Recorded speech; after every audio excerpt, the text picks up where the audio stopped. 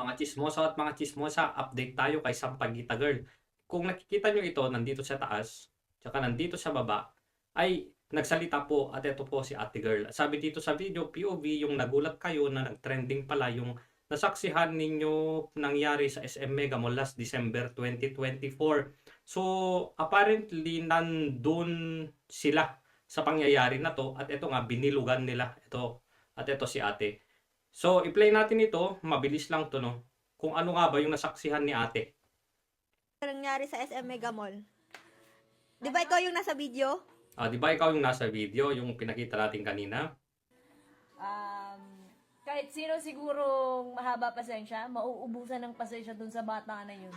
So, ang sabi ni ate ay kahit gaano, kahit sino, kung kahit gaano kahaba yung pasensya mo, mauubusan talaga ng pasensya dun sa bata na yun. So, ibig sabihin, meron nang ginawa itong batang ito. So, ibig sabihin, parang ang lumalabas dito ay makulit talaga. Pero, regardless mga kababayan, ay hindi po yun pasaporte, no, na pwede ka nang manakit ng kahit na sinong tao. Bata man yan, matanda man yan, kaedad mo man, babae, lalaki, bakla, tomboy, kahit sino pa, wala ka pa rin karapatan. Doon yung maling-mali talaga si security guard na pinatulan niya yung bata na hindi naman na pala bata. So, ang lumalabas pa dito ngayon ay modus niya ito na sinusuot lang niya yung uniform niya nung tag dito senior high siya, na yun pala ay modus niya para mas marami siyang mabenta mga kababayan. So, apparently, ang lumalabas ngayon dito ay itong sabihin na nating biktimang babae, yung yung naka-uniform, modus pala ito. So, harap-harapan pala. Alam niya, aware siya. Inamin din ng nanay niya doon sa interview na nag-uniform nga talaga yung bata ng ganong uniform kasi para po mas makabenta ng marami. Tuloy natin to. Guys, ito yung nakikita nyo sa SM Mega Mall, guys, oh. Oh. Yan. Yung nakaupo naman dun, guys, ako yon. Ito yung nakatayo dun, guys. Siya ang may alam kung ano Oh. nangyari. Pero apparently, hindi naman nila patapos na Hindi tong nyo ba video. malaman?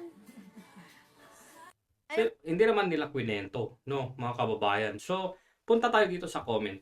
Meron ng 4,021 comments ito. Grabe, trending na trending talaga.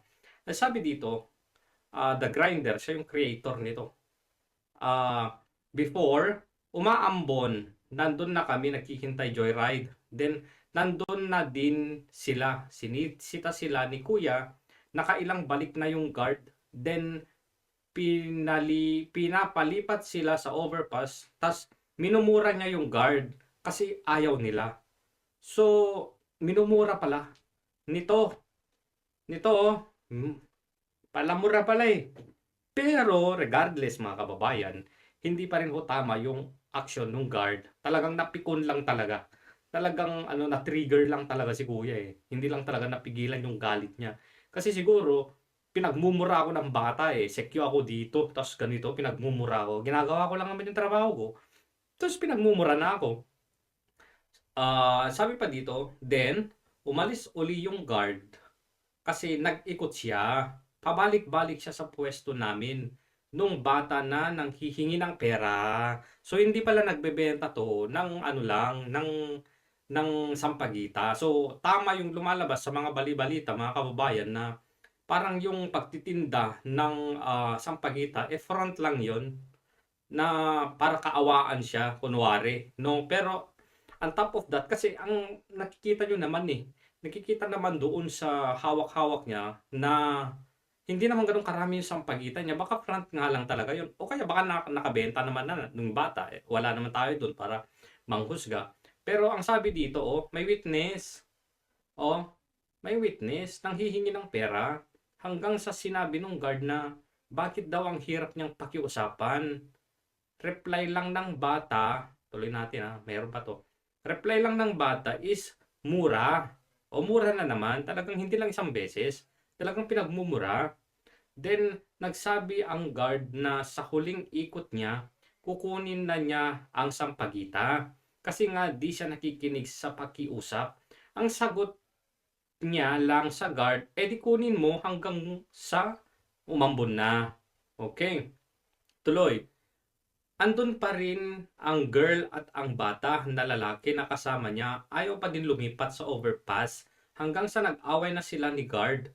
Nagmumura si girl. Yun yung time na hinablot ni guard yung sampagita. Talagang nakatanggap din pala ng matinding pagmumura. Imagine mo, eto masakit to eh. Pinagmumura ka ng mas bata sa'yo. Nang baka akala din ni Kuya Guard, minor din to. Pero the fact na sinaktan ni Kuya, hinablot niya, at sinipa pa niya, mali pa rin talaga si Kuya. Nag-away na sila. After nag-away nila, tsaka sila nagpunta sa overpass. May karugtong pa pala ito. Nagpunta sa overpass. Tandun pa din ako tapos na ang incident. Tsaka doon lumakas ang ulan. Wala akong kinakampihan. Sinasabi ko lang kung ano ang nakita ko. Oh, 'di ba? Nakita ko na pinagsimulan ng away nila. Kahit ako, wala akong alam sa kung ano man ang background ng isa sa kanila.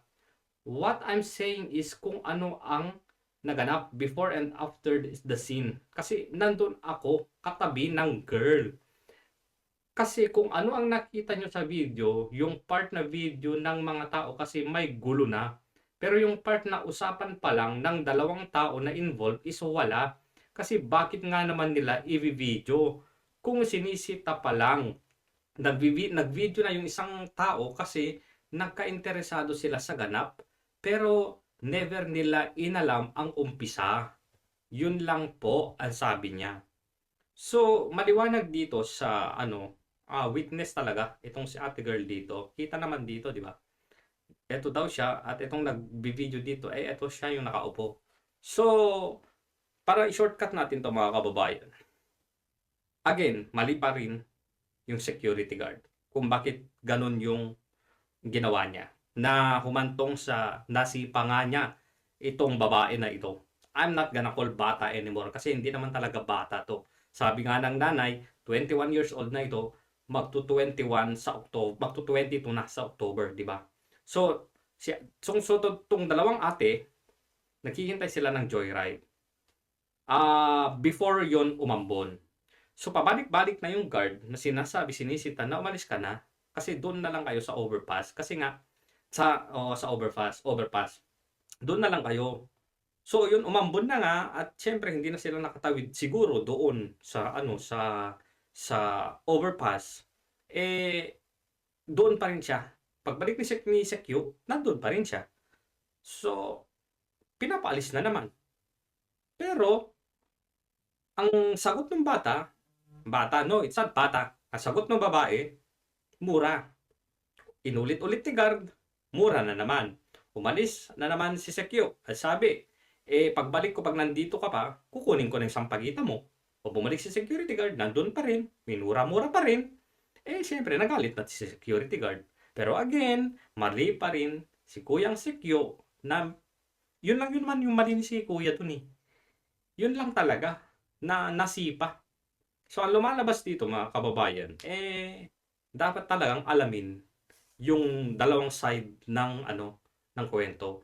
At saludo din kami sa mga taong ito na lumabas na nagsabi lang din ng kanilang nakita at mga narinig. Siyempre, marami dito, mababas si ate dito, pero okay lang, at least, kung ano yung nakita nila, yun yung sinabi nila. Ganun lang naman yun.